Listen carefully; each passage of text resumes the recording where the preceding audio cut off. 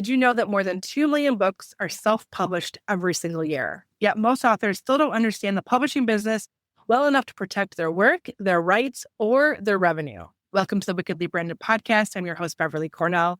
I'm the founder and fairy godmother here at Wickedly Branded. And today's guest is Michele DeFilippo. She's the owner of 1106 Design, a Phoenix-based book design and publishing services firm that has produced well over 4,000 books for indie authors, publishers, and thought leaders.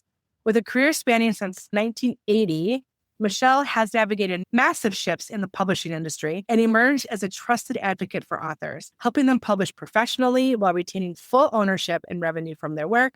Michele, I am so excited to have you here. Welcome to Wickedly Branded podcast. Thank you for having me, Bethany. 1980, I only say it that way because I feel like the marketing industry has changed so much, because what I learned and what we do now is entirely different. I can imagine a shift for you. But talk a little bit about how you got started and how 1106 Designs came to be. Now, 1980 was actually when I started my first business, which was a typesetting business. But my first job in publishing was way back in 1972. And that's how I got introduced to the publishing industry and loved it from the very beginning. Typesetting. Nobody knows what that is anymore, but it's still. How did you go from typesetting then to 1106 Designs? Because that's a big difference in technology and what's available now versus that, obviously.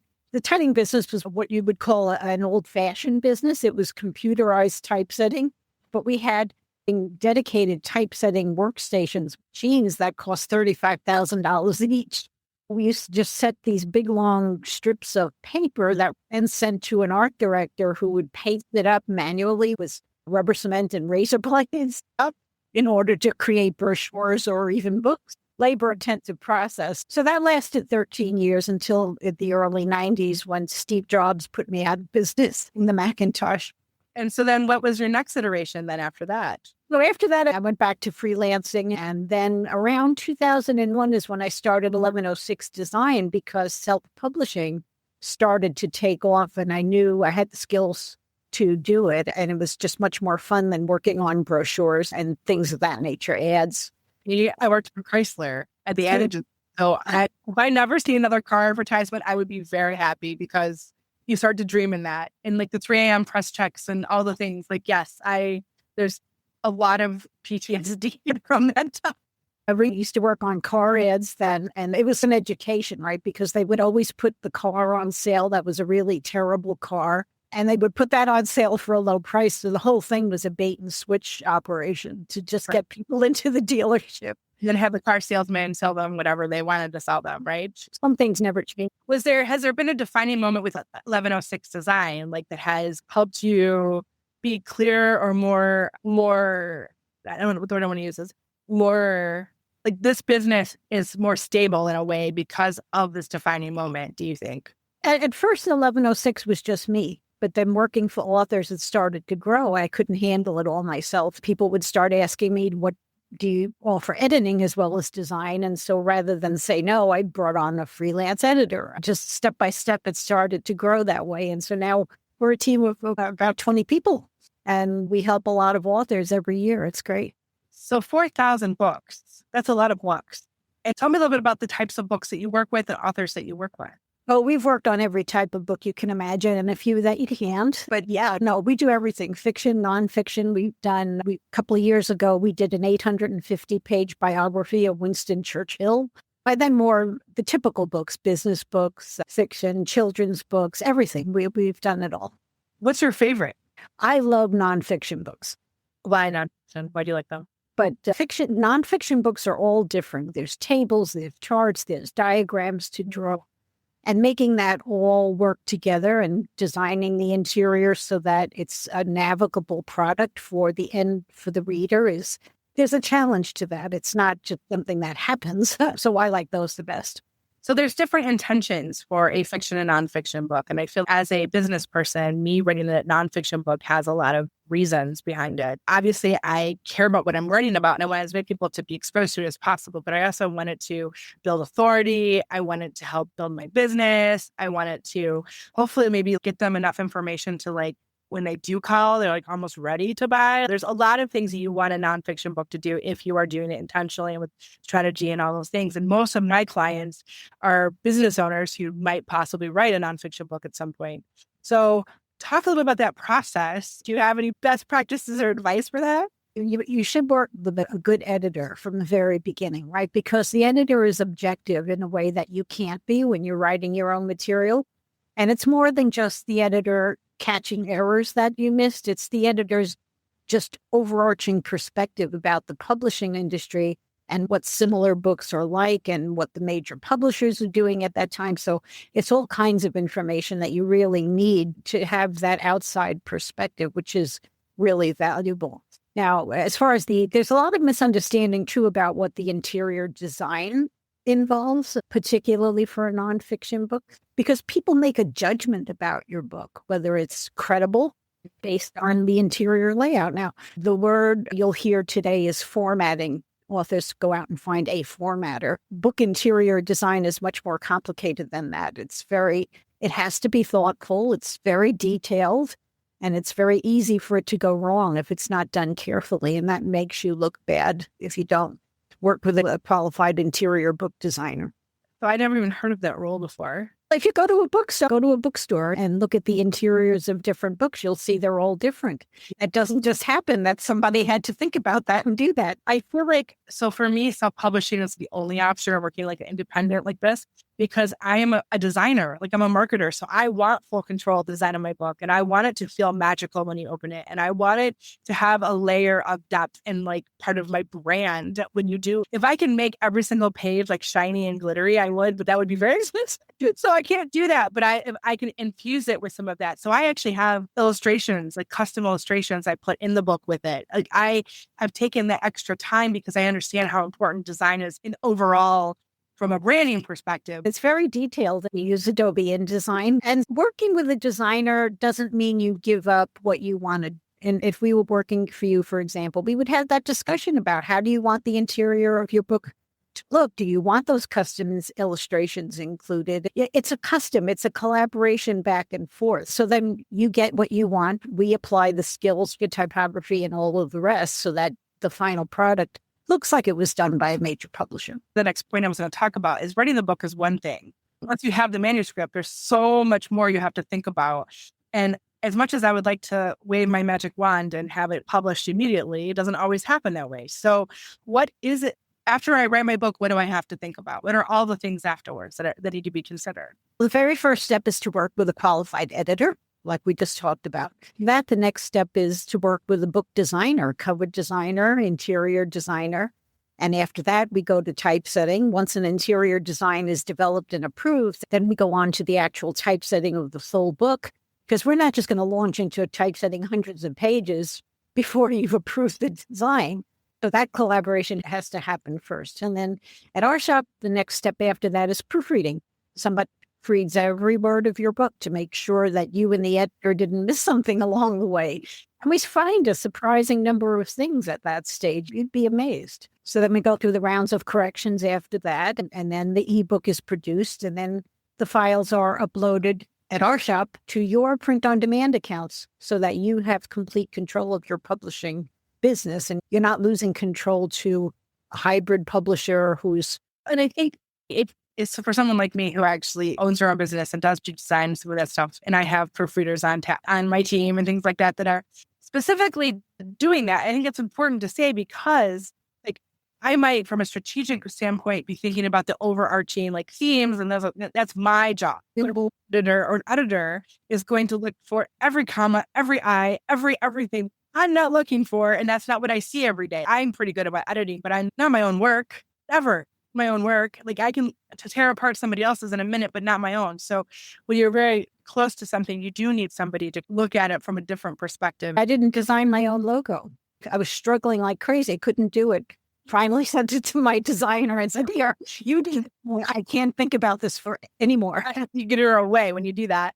I tell it from a business standpoint, when we work with people who are doing branding and doing marketing, and sometimes you need somebody to come in from the outside who's not in the weeds with you and can see above the forest and the trees and see what your vision is and help that come to fruition because they have some vantage point that you're not seeing because you're so deeply close and connected to whatever it is. I did not design my own. I had one of our designers design it. I wouldn't touch it because I had a vision and I said, this is what I'm thinking, but I want to see what happens from your perspective. Like I needed to let the people who do it for a living do it, even I could do it if I wanted to. My role really is from strategy and more messaging than the visual background of it. I have graphic designers, I have web developers, people who do that all day long. So I trust them implicitly and I would not, especially for something like that. We can't be good at everything. I think are super important because I'm a designer, but they're not. And I have some resources at my disposal, but that they necessarily don't. I am not a book designer by any stretch of the imagination. And I think people like you are so necessary. I do think because there's so much self-publishing and indie publishing and things happening now, people are so unsure of who to trust. Like, how do you find a trusted partner and that isn't going to be so much money that like it's a huge investment, although it is an investment. How do you find that? It's more difficult than it's ever been before. And the problem is that there are a lot of companies that have gotten into the space that are not people of integrity. Just put it bluntly, they're in it for the money. They see the demand for self-publishing and they don't know the first thing about publishing a book. They really don't. The product that they offer people is just dreadful. It doesn't even begin to approach traditional publishing standards. But you might, as an author, you might not recognize that. And you shouldn't have to recognize that. It's the job of the professional business person, in my view, to offer quality work. But publishing has become the biggest used car lot in the world. I feel like it's like there are a lot of swarmy people there for some reason. I think you're right. I think they see the demand and I think it's an easy opportunity. But even from a marketing perspective, there's a lot of people who say they do marketing and they don't really do marketing. So I guess probably it's in every field. And you just have to find the person that you see that has the experience, see that has the credentials, see that has done 4,000 books, see that have been around for a while, like not a flash in the night kind of situation. I mean, it's just hard to differentiate. What are some things that we should consider when you're looking for someone? What are some good questions or good things to consider if you're looking for help? What I always tell authors to do is if let's say you're looking for a cover designer, you're looking at samples on their website, or you're looking at your friend on social media's cover and so forth, and they look fine to you. But what you should do is stop, open up the websites of major publishers, the big six, and go at the covers on their website. And you will see a really big difference between what major publishers do and what's typically offered to self-publishing authors. Yeah. And a lot of times, and a lot of time and effort goes into that. There's a lot of knowledge about color, typography, the hierarchy of the elements, the composition of the cover, the look and feel of it has to be appropriate to the genre. There's tons of intelligence that goes into a successful book cover. And that is not typically offered to self-published authors. There's a lot of companies and freelancers out there who will just say to the author, what do you want? And the author will you need to remind you about this and consider this. It's not really, it's a task instead of a collaboration. And that's really, it's unfortunate because you can really, with a little practice, you can look at a cover and you say, that's self-published. You shouldn't be able to say, yeah, it's self-published. There's nothing wrong with self-publishing, but your book should never look self-published. It shouldn't read like self-published. The author is the publisher. And as the publisher, you have the responsibility to put out a product that's up to market standards.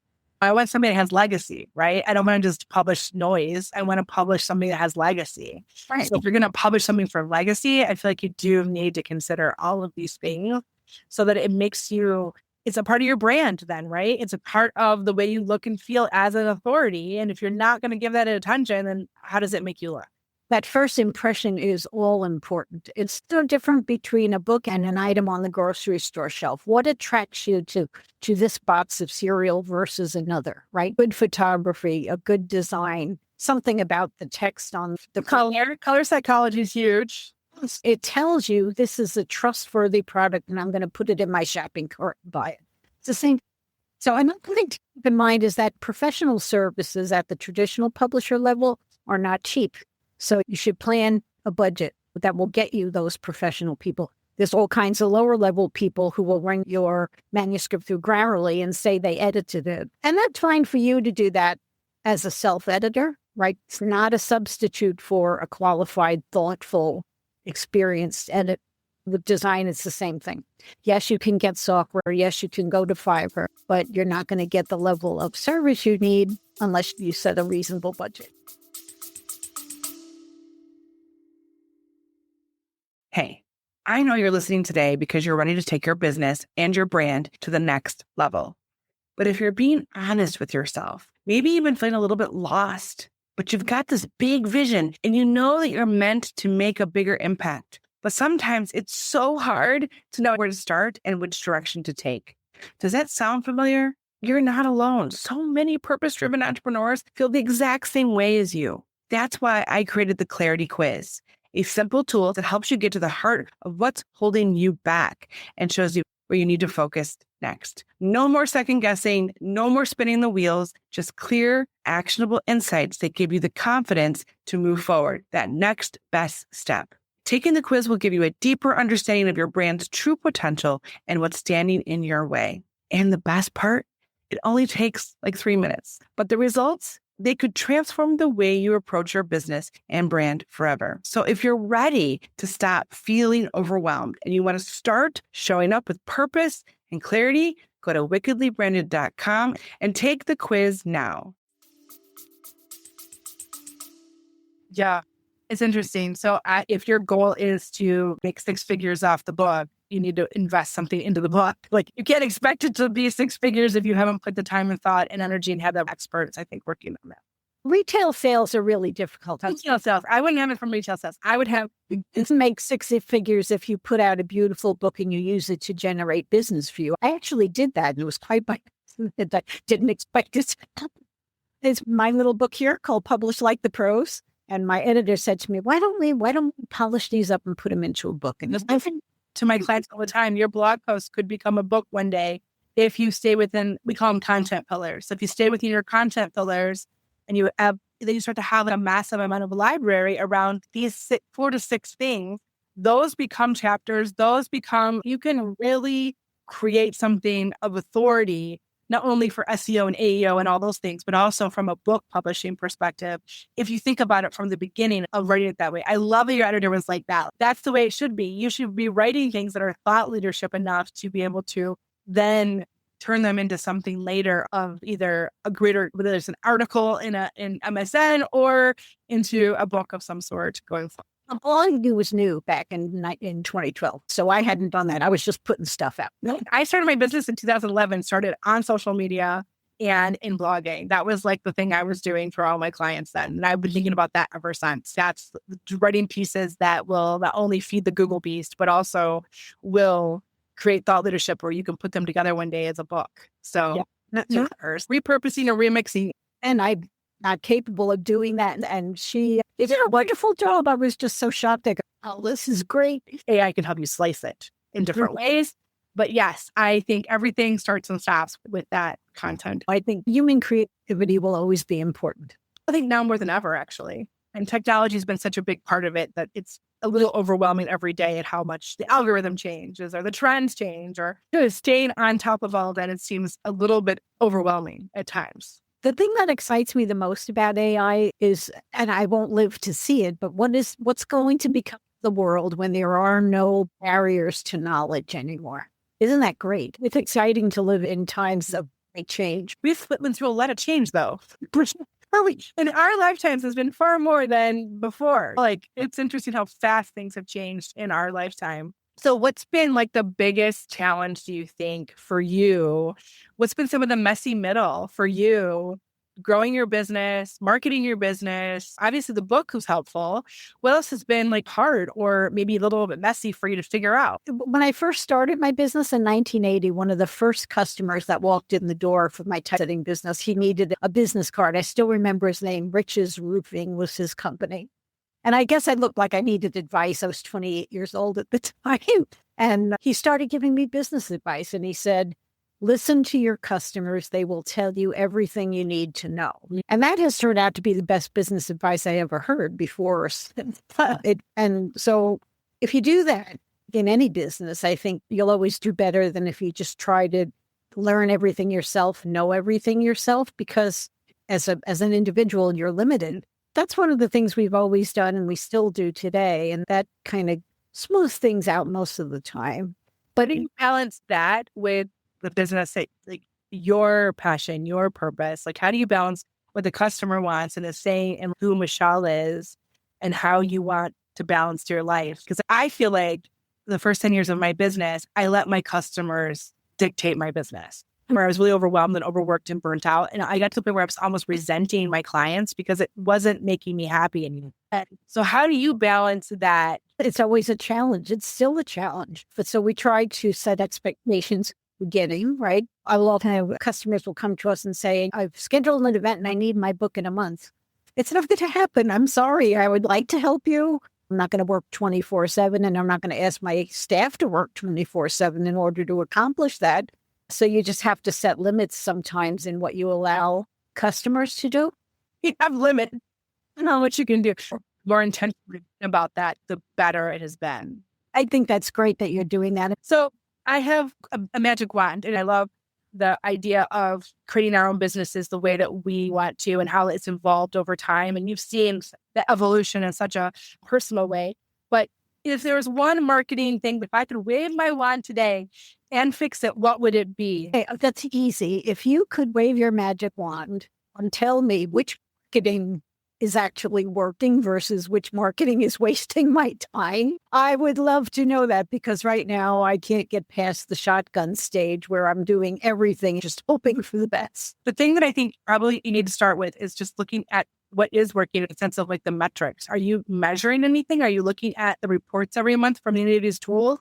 No, I don't. Okay, so there's we can certainly help you with that if that's something you need help with. But if there's somebody on your team who is more apt to do that, looking at where people are coming into the website, looking at if you're doing Facebook or you're doing LinkedIn or you're doing email marketing, what are our results from this? Who's clicking on what? Where are they clicking on it? What's happening? And so one thing that we do every month, this is like a really great example. So like for LinkedIn, we look at every month the top 3 posts. And what was like the common denominators in those? Is it the hook? Is it the image? So for whatever reason, Michele, pictures of me on LinkedIn do really well. And I don't have a face for TV, I have a face for radio. For whatever reason, that is what does really well on our stuff. So the human personal connection of me is what does really well. I will put a picture of me going like this, and that does really well. And it's interesting the patterns that we have started to see over time of it's hitting, right?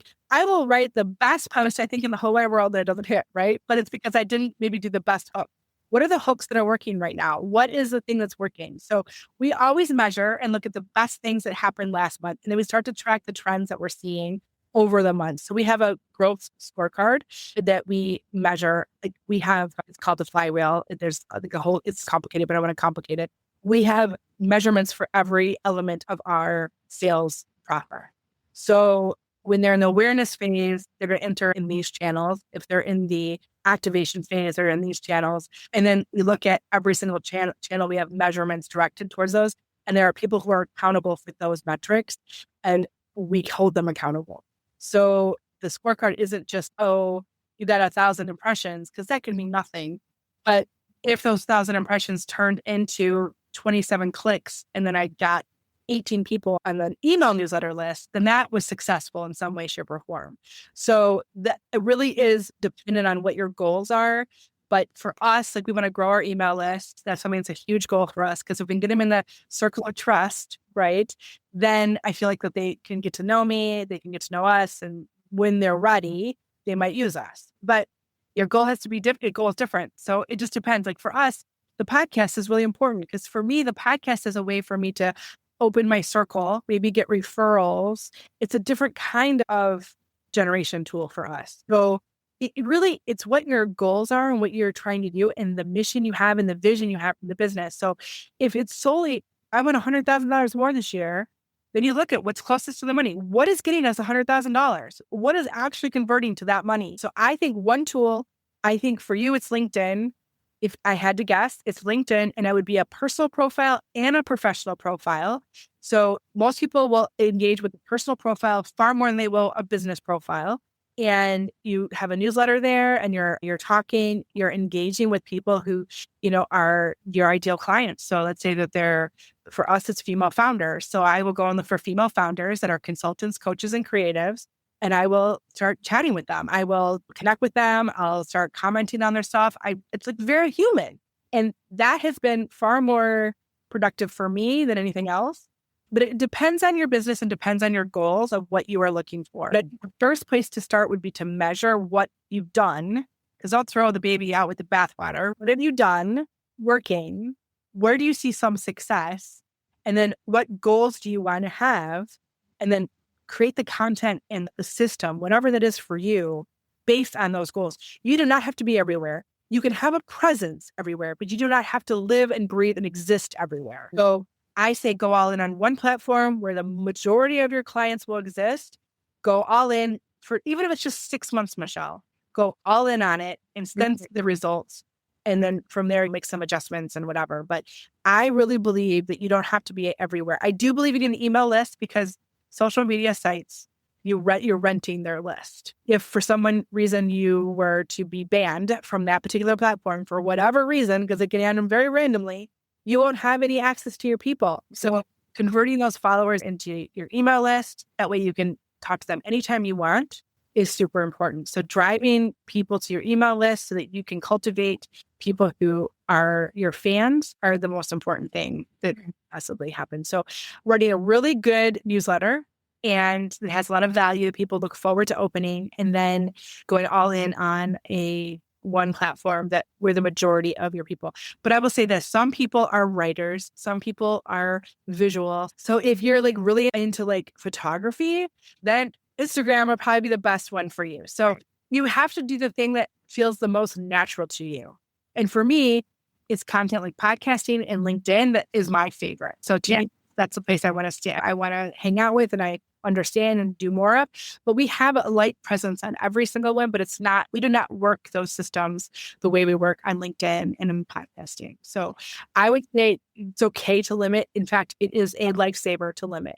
But it's really helpful to really learn the tool, to really start to measure, to do all of that. Yeah, you do not have to be everywhere. Please don't be everywhere, because then you just contribute to noise, and that's not going to be helpful for anyone. But also your messaging. So the one thing that I think might be helpful if you're like just doing the shotgun kind of approach, we also believe that you want to be known for something, so that if you're not in rooms, people are still recommending you because they know you do this thing, whatever that is. So for us, it's female founders who are creatives, consultants, and coaches who are in a stage of growth. They're going like from freelance to a business, right? And so they're outgrowing their branding, and big girl branding. That is like our sweet spot. That is what we love to do, because we want to build a brand that they can grow into as well. It's not going to be like good for a year and then you outgrow it again.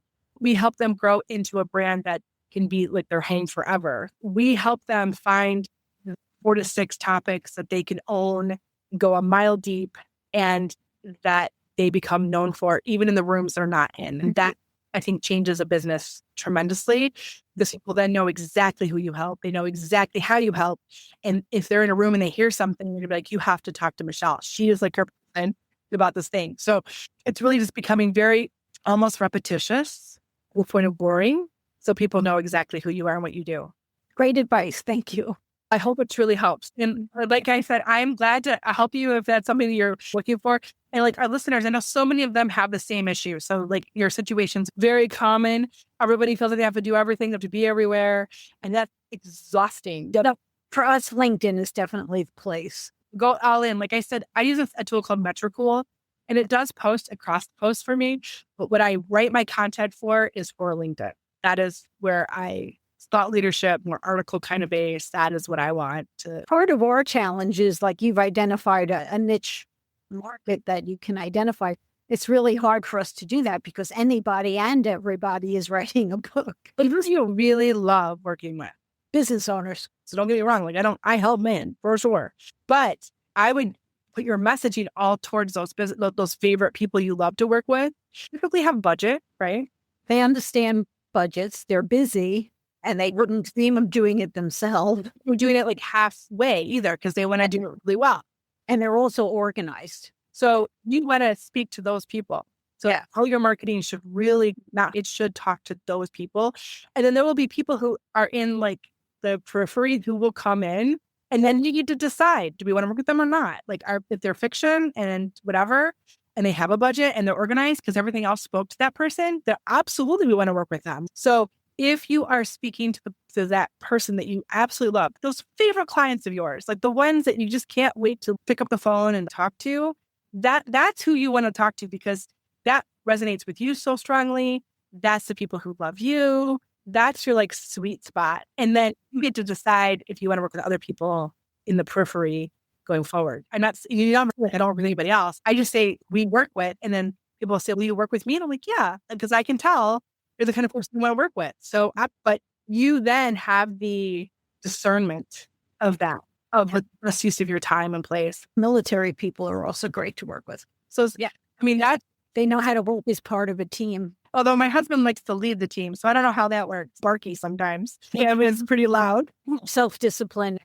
They appreciate a team environment. And being organized and being a process and structure. That's right up their alley. I'm a systems gal, and that really, I couldn't imagine being married to a military man without a system. So yes, absolutely. They require that. I think it's interesting though, but you could do really well with just military world. If you went all in, it just depends on if that's something that you want to do. Yeah. So I just think you need to, so one thing that we do, our brand spark experience, which is a 90-minute, we interview you essentially. And we call it brand therapy. Where have you been? Where are you now? Where do you want to go? What are the challenges that you're having? It's really great because we always start off the same way. This is who we are. They're very professional. And then once we start asking all these questions, they're like, I really love this part. And it's like, you start to get to the essence of what makes them light up and what drives them in a different way. And then we really try to help them use that to go forward with a lot more clarity. And this is where this is your gift. This is like your sweet spot. We call it magic here, but that's what it is. And your purpose. And at the end of it, we give them a blueprint that like really recaps all of that stuff, but also says these are your next best 4 to 6 steps for you to do to get to your next level. And you can take that and do that yourself, or we can help you do that. So there's no commitment to work after that, but sometimes just having that outside perspective to help you find your way, an editor, like helping the outside perspective to help you see this might be helpful for you to think about it this way because this works better or whatever. So there's just an outside perspective that's really helpful in that. And then somebody who's done it many times. What I feel like I do really well, Michele, is I'm a pattern. I notice patterns. So many people tell me all the time, I use this every day. My team uses it. We use it every day because it's such clarity that it's very powerful on what the next best step is. Everyone's focused and organized and working towards that. That is my very little pitch, but I would be really excited to help you with that if that's something that you want to do. So the last question I have though is, what does it mean to be wickedly branded to you? How do you think you show up as wickedly branded? And then what advice would you give to our listeners to be more wickedly branded? What would you tell them that they needed to do? It's funny. I think I started out being in book publishing for so long. It was always just understood that you were going to put out a quality book. That was the foundation of everything you did. When that started to change with the devolution of self-publishing, all of a sudden I found myself in a place where just doing what I would ordinarily do was the exception rather than the rule. So, which is still blows my mind. It's like, why is everybody surprised that there's quality out there? So we're known for the quality, our slogan is traditional publisher quality for independent authors. And I stick to that religiously because it's what I know how to do and what I know is necessary. But sometimes it's an uphill battle. I have to convince people that no, everything else you're hearing is not the right advice, which is frustrating sometimes. Yeah. So you're wickedly branded because you stick to quality. And to me, that doesn't seem like it ought to be a feature. I think when you're wickedly branded, that you do hold yourself to a higher standard. You do want better for your clients. You want to help prevent them from making those mistakes. Absolutely. That is all part of that. Okay. Publishing is risky, right? So the only thing that's under your control is whether or not you put out a quality book. The fact that so many people are shooting themselves in the foot and putting out an amateurish book just makes everything even that much more difficult. I agree with you completely. I feel if you want it to help build your legacy and your authority, you need to give it some love and attention, and it needs to have the right process and system. I'm a systems gal, so I'm going to love a good system. There's no question in the process. And I think that is going to help people also realize that I'm in good hands when you have a good system. I wouldn't want to be an author right now who is going out and trying to find and qualify a designer or an editor. If you don't have any experience in the field, where would you begin? How would you recognize that good editor or designer without working with a team, as that vetted team in place is a benefit, I think. And they don't have to find individual people now. They have one-stop shop. It's not like they do all that. For authors, I would just say you have to put out that quality book. Right. And then you can be at peace no matter what happens after that because you put your best foot forward. Every other thing you do to brand yourself or market yourself doesn't matter if you put out an amateurish book. Oh, I think it all matters. The ecosystem, every single touch point should be working together to build your authority and your visibility, right? All that matters. Don't think of it that it doesn't matter. Like it's outside of you, all part of the ecosystem. Had many authors tell me I have to work with a lower production budget, a lower design and editing budget so that I have money for marketing. And that's backwards. You have to create a good product first, then market it. Then those two things together will lead to success. It's an investment. There's no question. And I think people who think they're self-publishing don't think there's an investment. That's the thing is that there's an investment of time and there's an investment of resources and there's an investment of money to have it to turn out to be a really good book. Really good advice. So Michele, where can people find you? Where do you hang out the most? You said LinkedIn is the place. And then you have a book, obviously. So let's talk about that a little bit too. Like I said, my little book is published like the pros and I give it away for free on my website at 1106design.com. And you can go there and schedule a consultation free. We do not engage in aggressive marketing tactics, right? We're not going to start sending 5 emails an hour to your inbox if you make content. We'll schedule a nice, friendly conversation with you. We'll learn about you and your book and your goals for the book, and hopefully we're a good fit. Thank you so much, Michele, for spending time with me today. Thank you, Beverly. I hope that there's been some little nugget of information of how to approach being an author for you and your business, and some tips and tricks for doing it the right way, right? Don't get stuck in the traps that are out there for you. Because what I know for sure is that you do have a message that matters and your work matters. And the world does need to hear what you have to say. And I don't believe that marketing is just about visibility. It's about the impact you can make. And a really well-written book can be very impactful to people. So it's also about connecting those ideas and the right people in a way that feels really true to you. So I want you to keep showing up, keep sharing your brilliance, and keep making magic in the world. And if you ever feel stuck, there are people like Michele and myself who can help you. You don't have to do it alone. And we can help you turn your work into a wildfire. But until next time, I want to dare you to be wickedly branded. Wow, what an incredible conversation we just had. I hope that this episode lit a little bit of a fire under you to finally bring your brand to life in a way that feels true to you. Remember, clarity is the spark, but activation is that fire and flame that keeps your message and your visuals and your strategy aligned, and the confidence that follows. So does that lovely thing called momentum that you've been waiting for. So if today's episode, if you loved it, make sure you are subscribed to the Wickedly Branded Marketing Podcast so you never miss an insight or a conversation. Until next time, dare to be wickedly branded.